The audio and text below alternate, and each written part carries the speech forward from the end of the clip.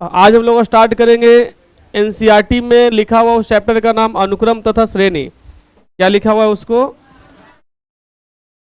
अनुक्रम तथा श्रेणी लिखा हुआ है, लिखा हुआ है ना?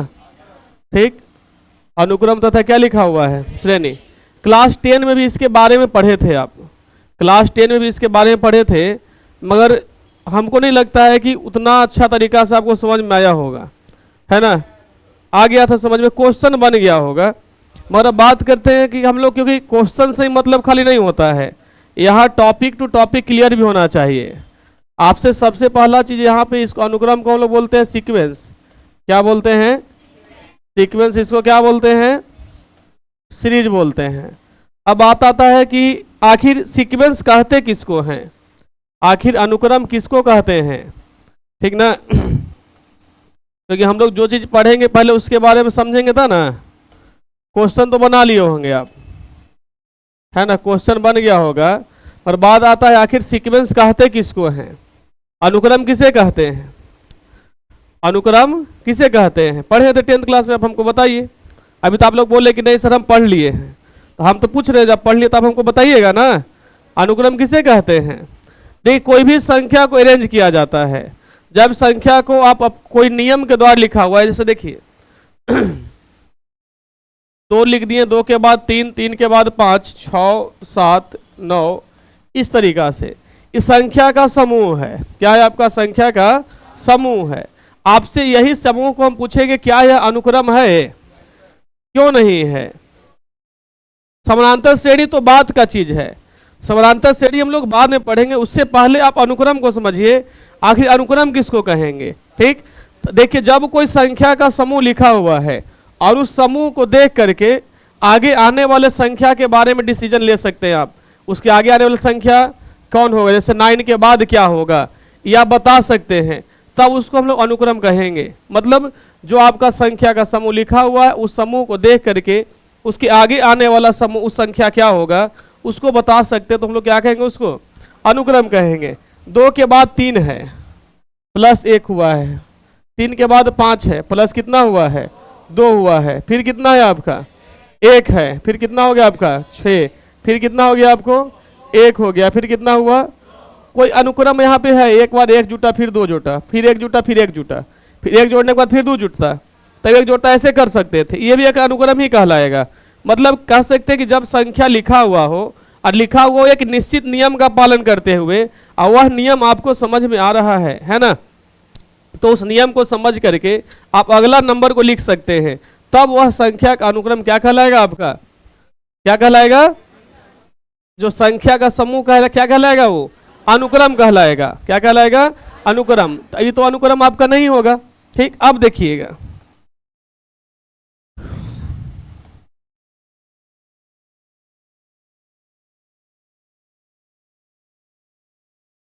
अब बताइए अनुक्रम है कैसे है? बोलिए कैसे है ये? उसमें 2-2 करके लिख, 2-2 जोड़ के लिखा हुआ है। जो संख्या लिखा हुआ उसमें क्या किया हुआ है? 2 जोड़ा गया है। 3, 3 के बाद कितना? 5, 5 के बाद कितना? 7, 7 के बाद कितना? 9 के बाद कितना होगा? 11 के बाद 13, 13 के बाद अपने बता दे रहे हैं आप, कितना हो रहा है? 15 के बाद कितना होगा? तो इस समूह, संख्या का जो समूह है, उसको देख करके डिसीजन ले रहे हैं आप कि उसके आगे आने वाला संख्या क्या होगा, तो क्या कहेंगे उसको हम लोग? अनुक्रम कहेंगे। अगर डिफिनीशन लिखने के बारे में बोला जाए तो आप लिख सकते हैं डिफिनीशन इसका। बताइए कैसे डिफिनीशन लिखिएगा, बोलिए। ऐसे लिख सकते हैं, संख्याओं का वह समूह, संख्याओं का वह समूह, आप लोग भी लिख लीजिए, संख्याओं का वह समूह जिसे, संख्याओं का वह समूह जिसे किसी निश्चित क्रम में, किसी निश्चित क्रम में, किसी निश्चित क्रम में निश्चित नियमों का पालन करते हुए, निश्चित नियमों का पालन करते हुए लिखा गया है। निश्चित नियमों का पालन करते हुए क्या किया गया आपको, लिखा गया है। जब निश्चित नियमों का पालन करते हुए लिखा गया है तब उसको आप क्या कहिएगा, अनुक्रम कहिएगा, ठीक ना। मतलब जिसका नियम आपको पता चल रहा है कि किस नियम को फॉलो किया है और किस नियम के अनुसार उसको लिखा गया है, तो उसको हम क्या कहेंगे, आप अनुक्रम कहेंगे, ठीक। कोई दिक्कत इसमें। संख्याओं का वह समूह जिसे किसी निश्चित क्रम में निश्चित नियमों का पालन करते हुए व्यवस्थित किया गया है या लिखा गया है। ऐसे भी लिख सकते हैं, व्यवस्थित किया गया है भी लिख सकते हैं, या लिखा गया है भी लिख सकते हैं। कोई दिक्कत इसमें नहीं ना है, ठीक। आई बात समझ में। अब देखिए इसको हम लोग क्या कहेंगे, अनुक्रम कहेंगे। जैसे एग्जाम्पल अभी हम लिख रहे हैं, एग्जाम्पल क्या हो जाएगा आपका, अब देखिए ई बताइएगा तो अनुक्रम है,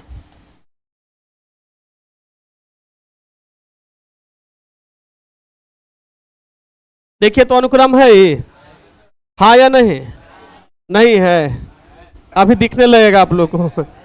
देखिए ये है, 1 का स्क्वायर है, 2 का स्क्वायर है, 3 का स्क्वायर है, 4 का स्क्वायर है, तो यहाँ 6 का स्क्वायर होगा तो कितना हो जाएगा आपको।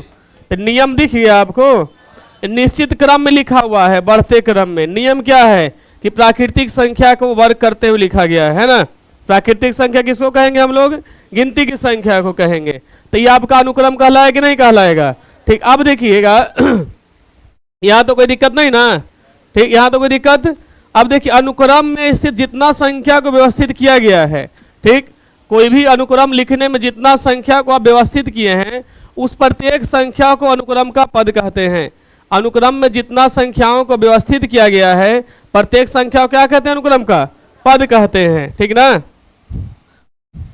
अनुक्रम में व्यवस्थित संख्याओं को उसका पद कहते हैं, ठीक ना। उस अनुक्रम में जितना संख्या को व्यवस्थित किया जाता है उस संख्या को हम लोग क्या कहते हैं, अनुक्रम का पद कहते हैं। तो बताइए इसमें अनुक्रम का पद कौन कौन हो जाएगा, 1, 4, 16, 9, 25, 36, ये सब क्या कहलाएगा, अनुक्रम का पद कहलाएगा। कोई दिक्कत यहां तक नहीं ना, ठीक। अनुक्रम का पद दिक्कत नहीं है। चलिए आगे बढ़ते हैं। अनुक्रम समझ में आ गया ना, ठीक। देखिए अनुक्रम के एनवें पद को, ये सब नोट पॉइंट में आप लोग को समझना है, ठीक ना। अनुक्रम के एनवें पद को टीएन से सूचित किया जाता है, टीएन से सूचित किया जाता है, टीएन से सूचित किया जाता है, ठीक। अभी आप लोग एपी मत समझ लीजिएगा, अभी हम क्या बता रहे हैं आपको, अनुक्रम बता रहे हैं, ठीक ना। इनमें पद को टीएन से सूचित किया जाता है तथा टीएन को इसका व्यापक रूप कहते हैं। आगे क्वेश्चन देंगे इससे हम, टीएन को इसका क्या कहते हैं हम लोग, व्यापक रूप कहते हैं, ठीक ना।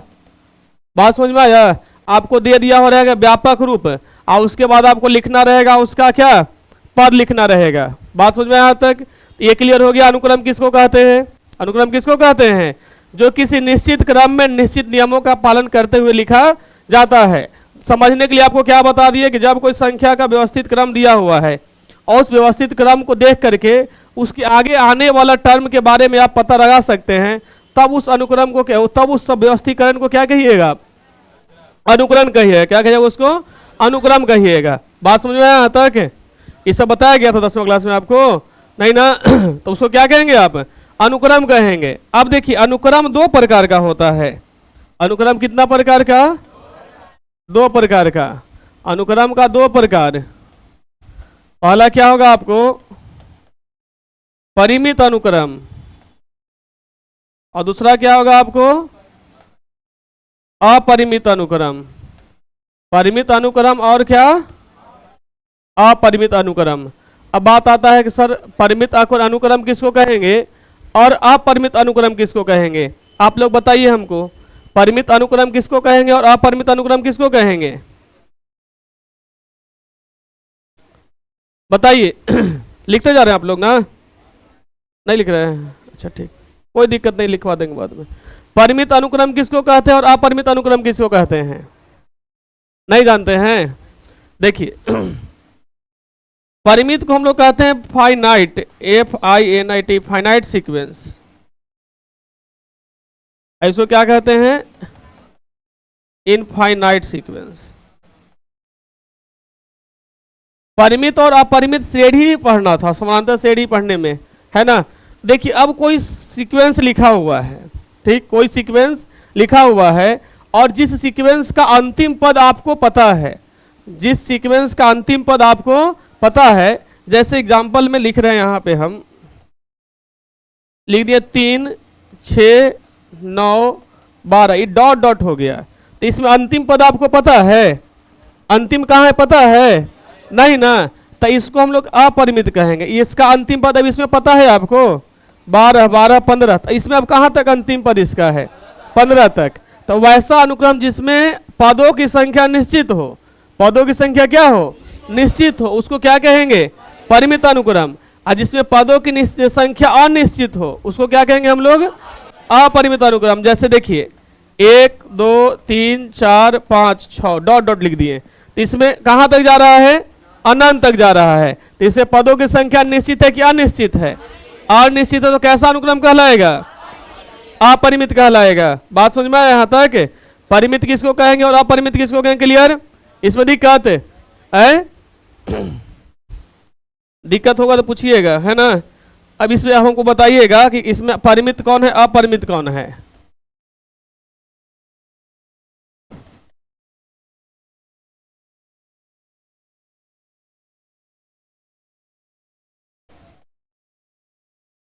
बताइए। ऊपर वाला परिमित है, नीचे वाला क्या है आपका? कोई दिक्कत है यहाँ तक? ऊपर वाला परिमित, नीचे वाला क्या हो गया आपको? अपरिमित हो गया, ठीक। इसको क्या कहेंगे? परिमित। इसको क्या कहेंगे? अपरिमित कहते हैं, ठीक। यहां तो कोई समस्या नहीं ना? ठीक। अनुक्रम में कोई दिक्कत? अनुक्रम वाला टॉपिक, अनुक्रम वर्ड समझ में आ गया? अनुक्रम किसको कहते हैं? अनुक्रम वर्ड पहले इसको समझना है, ठीक ना? अनुक्रम वर्ड समझ में आ गया? हाँ, क्या 12 के बाद ये 16 है? अच्छा ठीक है, 12 के बाद 14 लिख दिया, ठीक। कोई दिक्कत है यहाँ तक? दिक्कत नहीं ना? अब देखिए, आप लोग श्रेणी बोल रहे हैं, तो समानांतर श्रेणी बोल रहे हैं, तो श्रेणी पहले से, श्रेणी से पहले श्रेणी को समझिए, ठीक। अनुक्रम तो श्रेणी हेडिंग दिए थे ना, अनुक्रम तो समझ में आ गया, ठीक। अगर कोई संख्या इस पोजीशन में लिखा हुआ है, कोई संख्या लिखा हुआ है T1, T2, T3, T4, इसको क्या कहेंगे हम लोग? अनुक्रम कहेंगे। इसे क्या कहते हैं? और परिमित अपरिमित तो बाद का चीज है, मगर अनुक्रम तो दोनों है ना। आपका डॉट डॉट लग गया तो अपरिमित, डॉट डॉट नहीं रहता तो क्या होता आपका? परिमित होता। अनुक्रम इस पोजीशन में रहेगा तो हम उसको कहेंगे। और अनुक्रम को ही श्रेणी कहा जाता है। अनुक्रम को ही क्या कहा जाता है? श्रेणी। कब?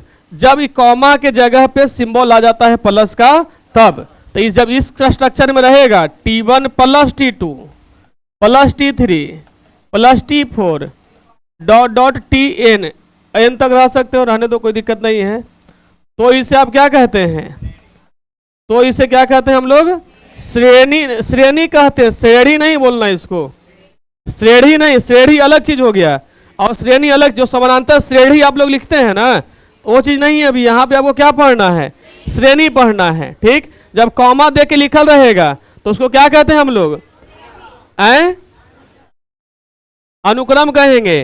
प्लस दे के रहेगा, क्या कहेंगे उसको? श्रेणी कहेंगे, ठीक ना। अब बात आता है श्रेणी। श्रेणी किसको कहते हैं? श्रेणी पढ़ाएंगे अभी। उसके बाद श्रेणी का आपका 2 टाइप पढ़ना 11th क्लास में, समानांतर श्रेणी और गुणोत्तर श्रेणी। एक हरात्मक श्रेणी भी होता है, AP, GP और HP, ठीक ना। मगर 11th क्लास में 2 ही प्रोग्रेशन पढ़ना है, AP और क्या पढ़ना है? GP पढ़ना है, ठीक। तो श्रेणी पढ़ने से पहले कुछ अनुक्रम का क्वेश्चन आपको हम देते हैं, ठीक ना। जैसे मान के चलिए कि टी एनमा पद इसका दिया हुआ है, टी एन दिया हुआ है, एन प्लस 2 दिया हुआ है। टी एन कितना दिया हुआ आपका, एन प्लस 2 दिया हुआ है। तब आपको बोलेंगे कि इसका अनुक्रम ज्ञात करें, या तो इस अनुक्रम का प्रथम 4 पद ज्ञात करें, ठीक ना। इस अनुक्रम का प्रथम 4 पद ज्ञात करें, इस अनुक्रम का प्रथम कितना पद, 4 पद ज्ञात करें। निकल जाएगा आप लोग को। कैसे निकालिएगा, पहला पद, दूसरा पद, तीसरा पद, चौथा पद। 4 पद का मतलब गिनती कहां से स्टार्ट होगा, 1 से। 1 के बाद क्या आएगा, दूसरे के बाद, 3 के बाद। तो पहले पहला पद निकालना पड़ेगा, मतलब जहां पे एन है वहां पे क्या रखना पड़ेगा आपको, 1 रखना पड़ेगा। तो T1 निकालेंगे, एन के जगह पे क्या हो जाएगा आपको, तो T1 का वैल्यू कितना हो जाएगा। फिर क्या निकालेंगे, T, तो 2 प्लस क्या हो जाएगा, कितना हो जाएगा। फिर T3 निकालेंगे, क्या हो जाएगा, 3 प्लस 2 बराबर कितना, T4 क्या हो जाएगा उसका, 4 प्लस 2 बराबर कितना हो जाएगा, 6 हो जाएगा। तो अनुक्रम का 4 पद निकल गया। कोई दिक्कत इसमें, कोई दिक्कत इसमें नहीं ना, यहाँ तक दिक्कत। अब बात आता है कि सर आखिर 1-2 क्वेश्चन और दे दे इसका क्या,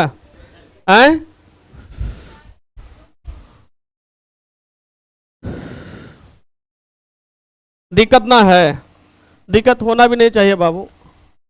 Tn बराबर एन स्क्वायर प्लस 5 दिया है, Tn बराबर कितना दिया है, एन स्क्वायर प्लस 5। हम बोलेंगे इसका भी कितना निकालना है, प्रथम 5 पद ज्ञात करें, इसका प्रथम 5 पद ज्ञात करें। बताइए निकलेगा आप लोग से, निकालिए, निकालिए, निकलेगा तो। टाइम 1 मिनट आप लोग को दे रहे हैं।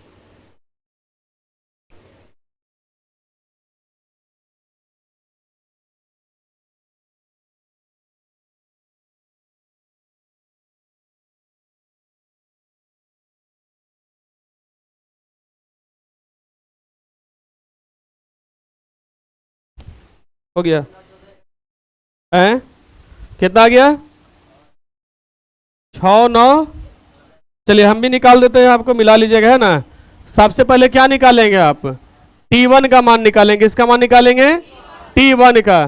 तो जहां पे n है वहां पे क्या रखिएगा आप, 1 रखिए। क्या रखिएगा, 1। तो 1 का स्क्वायर प्लस 5, 1 का स्क्वायर 1 प्लस 5 कितना हो जाएगा, 6 हो जाएगा।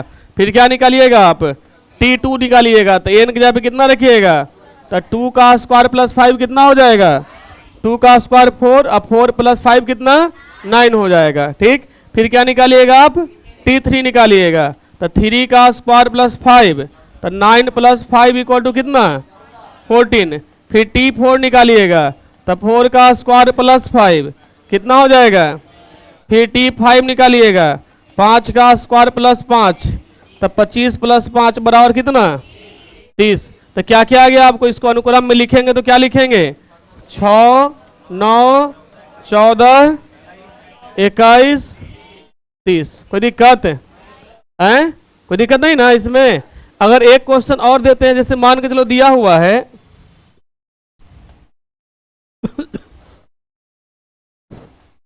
Tn बराबर n into n plus 3, Tn बराबर क्या दिया है, n इंटू एन प्लस 3। तो इसका प्रथम 4 पद ज्ञात कीजिए आप लोग, इसका प्रथम 4 पद ज्ञात कीजिए।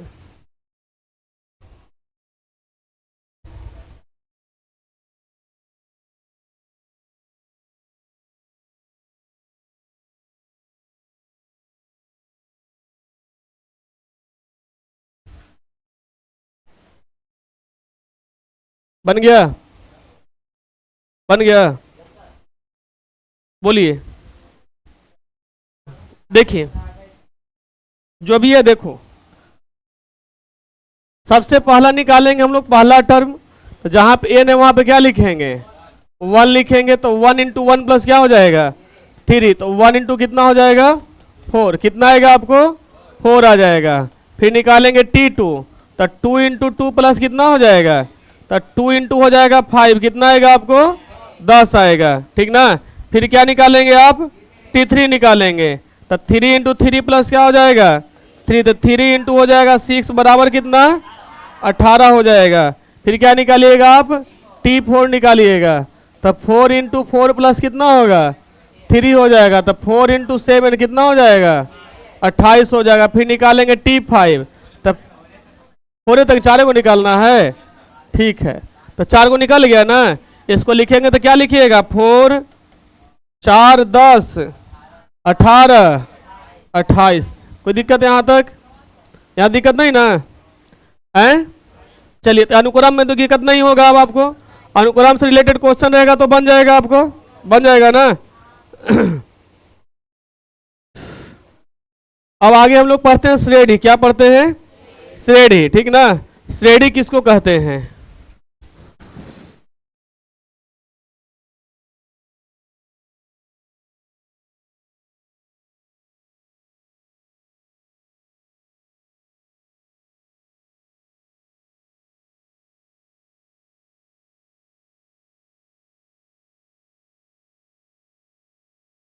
देखिए आगे पढ़ना है श्रेणी।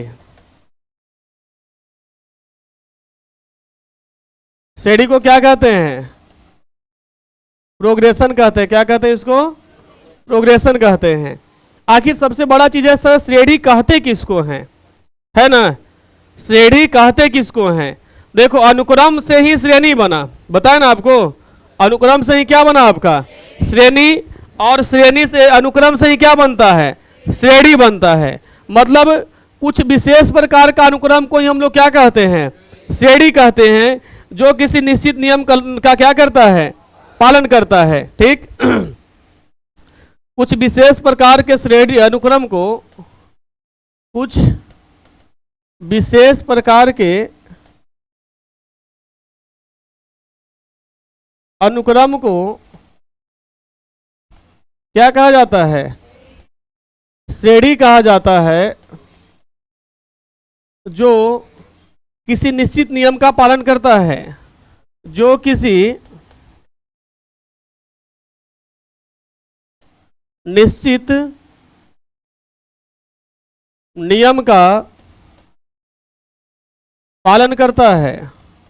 बात समझ में गई यहाँ पे, जो किसी निश्चित नियम का पालन करता है वो क्या कहलाता है आपका श्रेणी कहलाता है। अब श्रेणी का 3 टाइप्स होता है। श्रेणी का कितना टाइप्स, 3 टाइप्स, ठीक ना। क्या, समानांतर श्रेणी, ठीक है, और बताइए गुणोत्तर श्रेणी। और देखिए सबसे पहला टाइप्स होता है समानांतर श्रेणी, जो 10th क्लास में आपको पढ़ना था, है ना।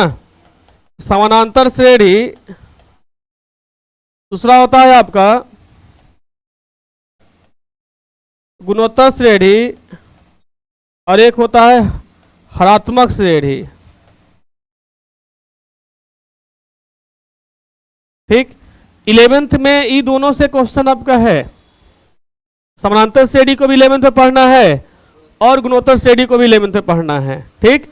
समानांतर श्रेणी को हम लोग इंग्लिश में क्या कहते हैं, अरिथमेटिक प्रोग्रेशन कहते हैं। हाँ जी, इसी को शॉर्ट में एपी कहा जाता है। आप लोग बोलते हैं ना एपी, ठीक। जैसे मान के चलो किसी को नाम रहता है बड़ा सा, है ना, मान के चलो रहेगा उसको मुन्ना लाल प्रसाद चौधरी, तो उसको नहीं बोल सकता है MLP चौधरी। मुन्ना एल से लाल, पी से प्रसाद चौधरी, उतना लंबा नाम क्या ना बोलेगा, ठीक। इसको बोलते हैं हार्मोनिक ज्योमेट्रिक प्रोग्रेशन। क्या कहते हैं इसको, ज्योमेट्रिक प्रोग्रेशन। इसको क्या कहते हैं, जीपी कहते हैं, ठीक ना। इसको हार्मोनिक प्रोग्रेशन कहा जाता है।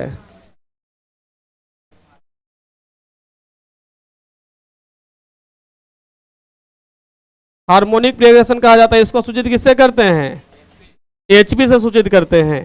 कोई दिक्कत है यहाँ तक, नहीं ना। एक को एपी, एक को जीपी, और एक को क्या एचपी, ठीक ना।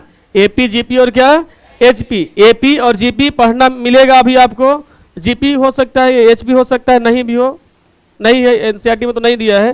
ठीक, तो सबसे पहले हम लोग शुरुआत करें किस पे, एपी पे। टेंथ जैसा एपी बात समझ लीजिएगा, ये बात माइंडसेट हमेशा कर लेना है कि टेंथ जैसा टॉपिक है मगर टेंथ जैसा पढ़ने से काम नहीं चलेगा, ठीक ना। आपको हर हाल में यहाँ आपको हार्ड लेबर करना पड़ेगा, ठीक, जितना आपको टाइम दे सकते हैं। ऐसा नहीं सोचेगा टेंथ में जितना एपी में कंटेंट है उतना ही कंटेंट हमको इसमें भी पढ़ना है, एपी में काफी ज्यादा पढ़ना है इसमें आपको, ठीक ना।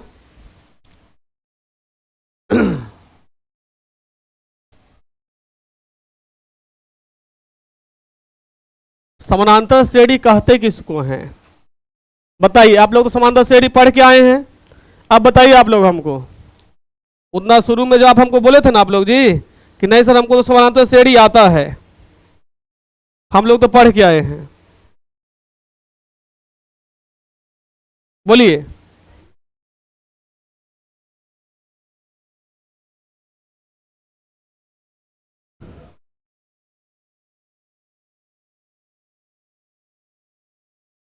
बोलिए एपी किसको कहते हैं, पढ़ लिए ना।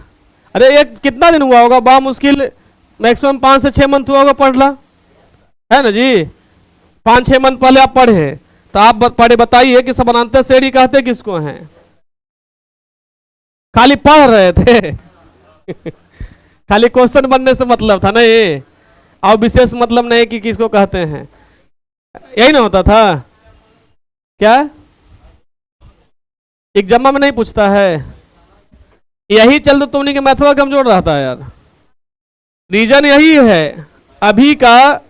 देखिए दो चीज दिक्कत हो जाता है, या तो मैथ पढ़ाने वाले की कमी हो जाता है जो आपको बता रहे हैं, उनको भी चाहिए कि बच्चा को सारा कॉन्सेप्ट क्लियर कर दे।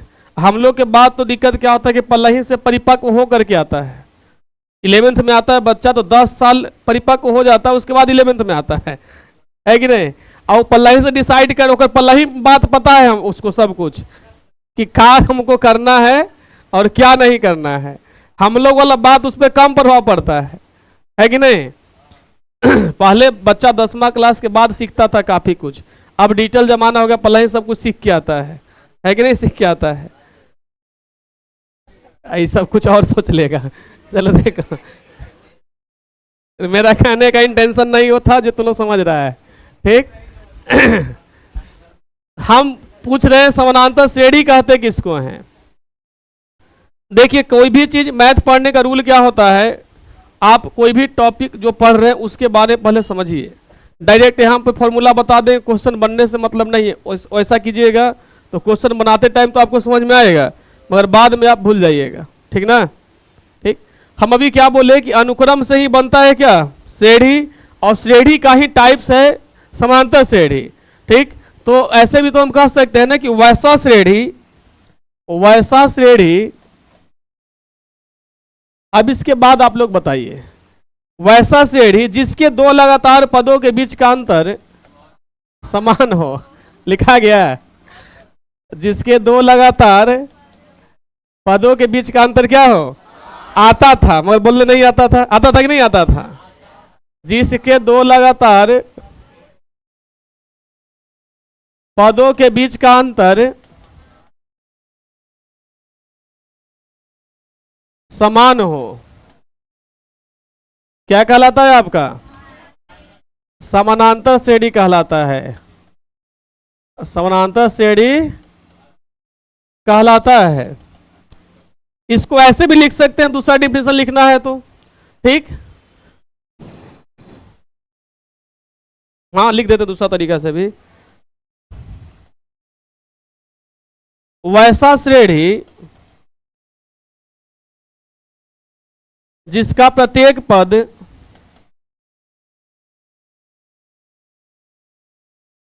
उसके पूर्व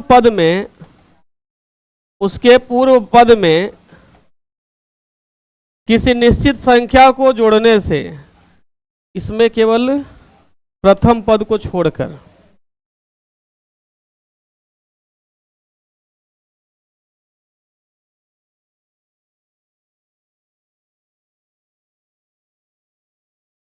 प्रत्येक पद ब्रैकेट में लिखना, प्रथम पद को छोड़कर, प्रथम पद को छोड़कर उसके पूर्व पद में किसी निश्चित संख्या को जोड़ने से, उसके पूर्व पद में किसी निश्चित संख्या को जोड़ने से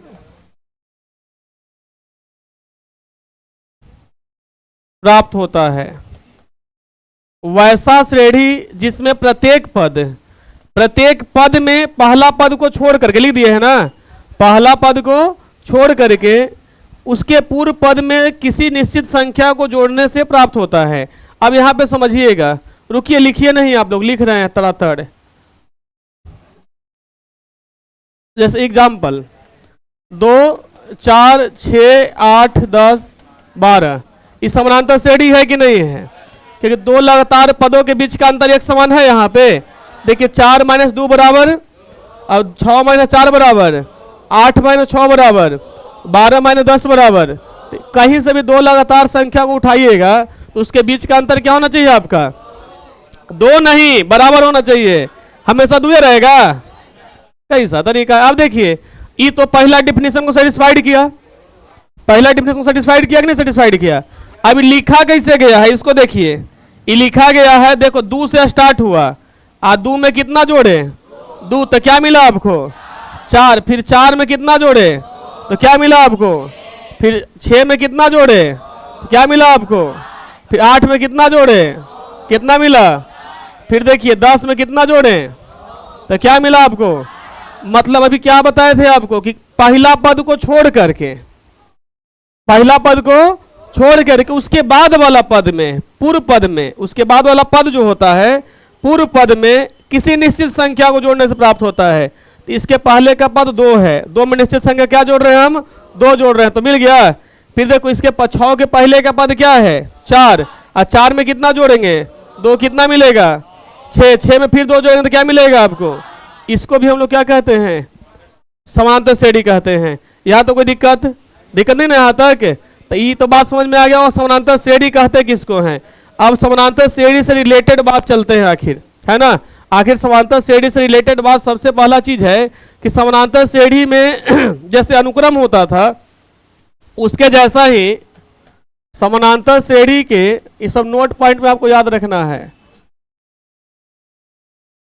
समानांतर श्रेणी के प्रथम पद को T1 या A से सूचित करते हैं, T1 या A से सूचित किया जाता है, T1 या A से सूचित किया जाता है। इनमें पद को किससे सूचित किया जाता है? इनमें पद को Tn से सूचित किया जाता है।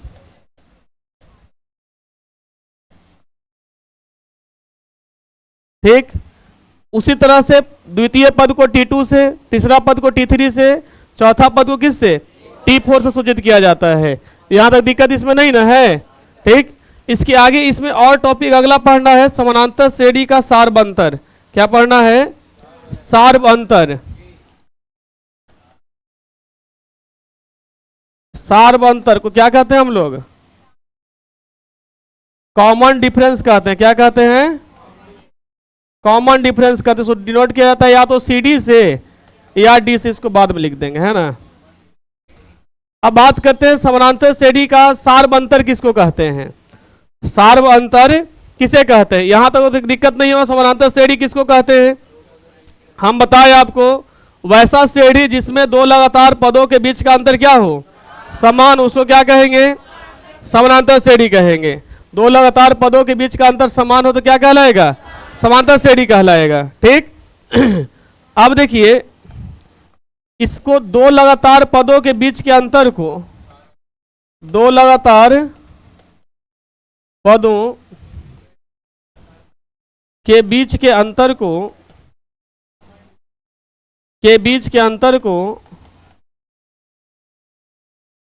सार्व अंतर कहते हैं। दो लगातार पदों के बीच के अंतर को क्या कहते हैं? सार्व अंतर कहते हैं। इसे CD या स्मॉल d से सूचित किया जाता है। CD या स्मॉल डी से सूचित किया जाता है। ये बात समझ में आ गया होगा यहाँ तक। सार्व अंतर को किससे सूचित किया जाता है? सी डी से। किससे? सी डी या स्मॉल डी से। सी डी या स्मॉल डी से सूचित किया जाता है। देखिए कुछ इंपॉर्टेंट पॉइंट क्या है आपको देता है ऑब्जेक्टिव में कि क्या कुछ अनुक्रम दे देगा कि यह अनुक्रम एपी में है, पूछता है कि दिया गया अनुक्रम एपी में है, यही पूछता है ना आपसे। ठीक, इसके लिए कॉन्सेप्ट अब याद रखिएगा। यदि T1, T2, T3, T4 AP में हो, किसमें हो? एपी में हो। जब एपी में रहेगा तो उसके दो लगातार पदों के बीच का अंतर एक समान रहेगा। तो आपका T2 माइनस T1 बराबर T3 माइनस क्या होगा? अब बराबर T4 माइनस T3 होगा। और ज्यादा रहेगा टर्म तो और भी कर सकते हैं। मतलब कहीं भी दो लगातार पद के बीच का अंतर निकालेंगे तो आपको हर हाल में एक समान आपको मिल जाएगा। तो इसको हम लोग क्या कहेंगे कि दिया गया अनुक्रम एपी में है। डायरेक्ट अब समांतर श्रेणी ना बोल के क्या बोलेंगे आप? एपी बोलेंगे। कि समानांतर श्रेणी से ज्यादा अच्छा लग रहा है एपी बोलने में, नहीं अच्छा लग रहा है तो क्या बोलेंगे उसको आप? एपी बोलेंगे। कोई दिक्कत यहां तक? नहीं ना। अब देखिए ये जो बीच का अंतर है ना, ये आपका बीच का अंतर मिलेगा ये हर एक जगह पे, यही तो सार्व अंतर रहता है। ये बीच का जो अंतर रहता है इसी को ना सार्व अंतर कहते हैं। इसको क्या कहते हैं आप लोग? सार्व अंतर कहते हैं। ठीक, ये बात याद रखिएगा कि सार्व अंतर का मान, सार्व अंतर का मान, सार्व अंतर का मान धनात्मक, ऋणात्मक या शून्य हो सकता है, या शून्य हो सकता है। मतलब क्या कि सार्व अंतर आपका जो डी है वो प्लस में भी हो सकता है और माइनस में भी हो सकता है और जीरो भी हो सकता है। यहां तो कोई दिक्कत नहीं ना? ठीक, कोई दिक्कत यहां तक नहीं ना? चलिए देखिए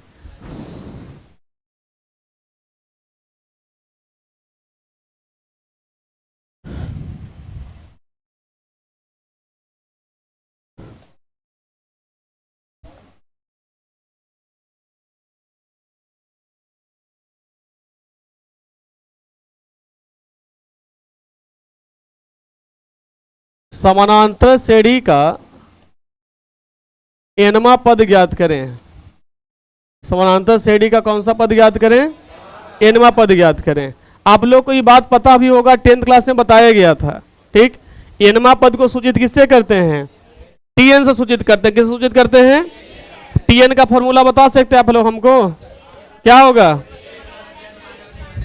टीएन बराबर क्या होता है? टीएन बराबर होता है A plus N minus 1 into D होता है।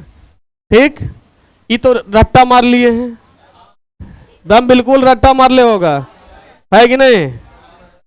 तो समझ के याद किया, जो समझ के याद किया है सब ठीक है। देखिए अगर कोई एपी लिखा हुआ है, ठीक, एपी लिखा हुआ है इस तरीका से 3, 6, 9, 12, 15।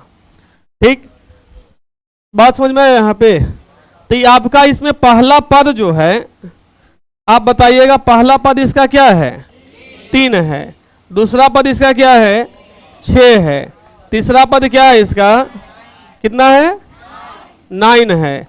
चौथा पद क्या है इसका? 12 है। इस तरीका से है। अब देखिएगा इस पद को अरेंज करके हम ऐसे लिख सकते हैं। इसको लिख सकते हैं 3 प्लस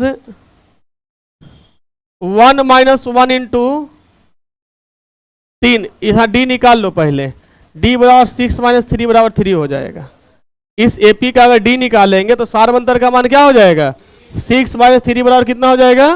3 हो जाएगा। ठीक, तो डी का मान कितना आ जाएगा आपका? 3 आ जाएगा। तो इसको लिख सकते हैं 3 प्लस 1 माइनस 1 इंटू 3। 3 प्लस 0 तो जी आपका कितना आ जाएगा? यहाँ पे 3 आ जाएगा। ये कितना आ जाएगा?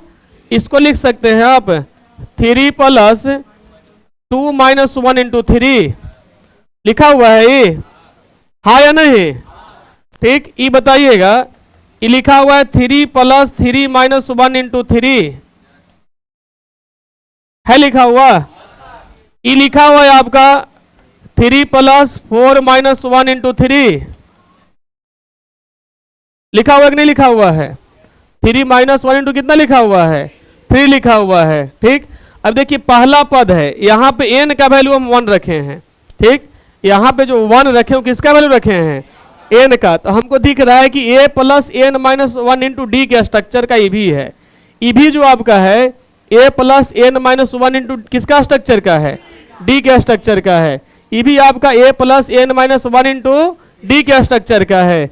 ई भी आपका a + n - 1 × d के स्ट्रक्चर का है। मतलब फाइनली हम ये कह सकते हैं इसी के जैसा अगर एनवा पद निकालना रहेगा, इसी के जैसा अगर कौन सा पद निकालना रहेगा? एनवा पद निकालना रहेगा यहाँ से। तो एनवा पद निकालना रहेगा tn। तो यहाँ भी ये तो आपका 333 जो है पहला पद को लिखे हम। ठीक। तो यहाँ पे a लिख देंगे ना, क्या लिख देंगे इस जगह पे? a लिख देंगे। और जहाँ यहाँ पे n हो जाएगा, यहाँ पे क्या हो जाएगा आपको? d हो जाएगा।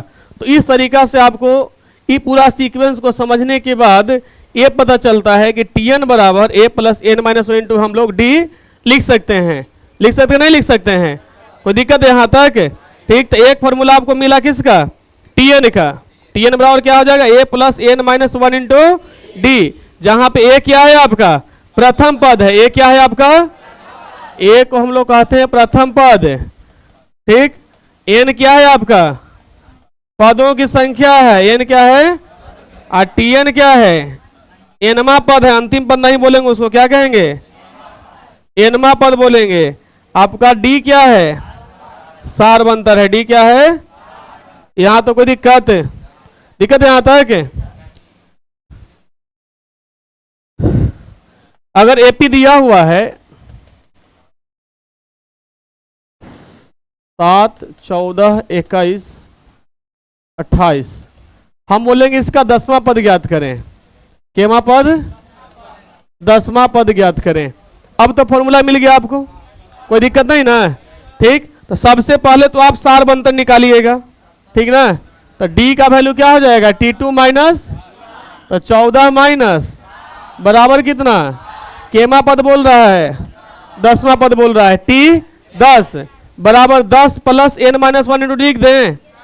10 + 10 - 1 × कितना? a का वैल्यू 7 है। ठीक है। 7 प्लस क्या हो जाएगा आपका? 9 गुना, तो 7 + 63 बराबर कितना? कोई दिक्कत है यहां तक? तो 10वां पद कितना आएगा इसका? 70 आएगा। ठीक है। कोई दिक्कत यहां तक नहीं ना? अगर इस टाइप से क्वेश्चन और भी दे सकता है, एक एपी दिया हुआ रहेगा। एपी दिया हुआ है आपको 4, 8, 12, 16, 96 में कितने पद हैं? इसमें कितना पद है? मतलब इसका पूरा अंतिम पद कितना है? अंतिम पद 96 है। अंतिम पद कितना है इसका? 96 है। हम पूछ रहे हैं आपसे कि पूरा इसमें टोटल पद है कितना? टोटल पद कितना है? देखिए a का वैल्यू कितना दिया हुआ है आपको? प्रथम पद का वैल्यू कितना दिया है ना? t1 बराबर a बराबर कितना? 4, और d बराबर 8 - 4 बराबर कितना? और अंतिम पद नहीं, एनवा पद का अंतिम पद क्या दिया हुआ है? 96 दिया हुआ। क्या दिया हुआ है? 96। तो tn बराबर क्या हो जाएगा आपको? a + n - 1 × n। इसका tn का वैल्यू 96, a का वैल्यू 4 + n - 1, d का वैल्यू, तो 96 बराबर क्या हो जाएगा? 4 + 4n - 4, 4 कट जाएगा। तो 4n बराबर कितना? 96। n बराबर कितना? 24। तो इस पूरा सीक्वेंस में, पूरा अनुक्रम श्रेणी में कितना पद है? 24 पद है। इसमें कोई दिक्कत यहाँ तक नहीं ना? ठीक। आज की क्लास में क्या सीखे? सबसे पहले सीखे आप लोग अनुक्रम। क्लियर हो गया? अनुक्रम किसे कहते हैं? क्लियर। अनुक्रम के बाद श्रेणी किसको कहते हैं? श्रेणी के बाद श्रेणी पढ़े। श्रेणी कितना प्रकार का? कितना प्रकार का? कौन कौन? एपी, जीपी और एचपी। एपी किसको कहते हैं उसको भी बता दिए आपको। एपी क्लियर ना? एपी किसको? अभी क्लियर एपी नहीं हुआ है। एपी में बहुत सा कंटेंट अभी पढ़ना है। अभी हम लोग एपी का बेसिक जो बताना था वो बताएं आज अभी आपको, ठीक ना। ये मत समझ लिया कि एपी ही खत्म हो गया, क्योंकि 10th क्लास में एक ही को फॉर्मूला था खाली, एगो टीएन का एगो एसएन का था। टीएन एसएन में कहानी खत्म हो गया था, और यहाँ पे कहानी खत्म नहीं हो, खाली टीएन एसएन में, ठीक।